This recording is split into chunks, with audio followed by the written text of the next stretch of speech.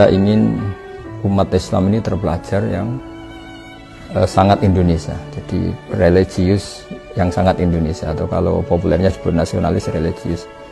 Karena kita tidak pernah ingin Islam benturan dengan negara, negara benturan dengan Islam.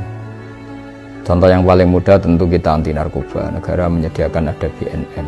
Islam mengharamkan curang, korupsi, negara ada KPK.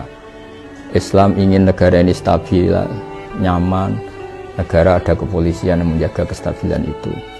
Sehingga ketika kita baca al-muslim man salimal muslimuna min lisanihi wa yadihi, orang muslim itu siapa?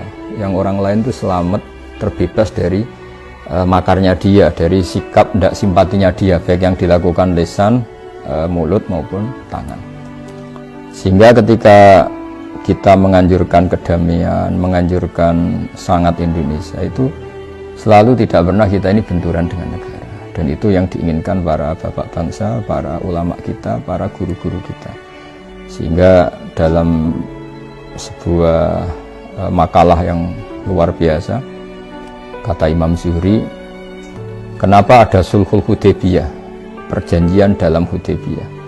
Kata Imam Zuhri, dan ini semoga menginspirasi banyak mahasiswa, syukur-syukur semuanya terinspirasi oleh makalah yang diciptakan atau yang dikatakan oleh Imam Zuhri, yaitu gurunya Imam Malik. Fama futiha fil islami fathun a'zuma min Hudaybiyah. Gak ada kemenangan Islam terbesar kayak kemenangan dalam Hudaybiyah. Dulu ketika orang kafir ketemu orang Islam, bawaannya itu perang. Kalau ketemu bawaannya perang tarung. Sehingga dalam perjanjian itu Nabi hanya meminta supaya orang itu nggak usah perang dan mendiskusikan kebenaran secara fair. Kata Imam Zuhri, fatawadu fil hadis wal munazaah, mereka berdebat tanpa tekanan. Falam yatakallam ahadun ya'qilu syai'an minal Islam illa dakhula fihi. Jadi barokahnya damai, barokahnya semuanya damai tanpa tekanan, orang diskusi Islam. Setelah diskusi, siapapun yang berpikir objektif akhirnya tertarik kepada Islam.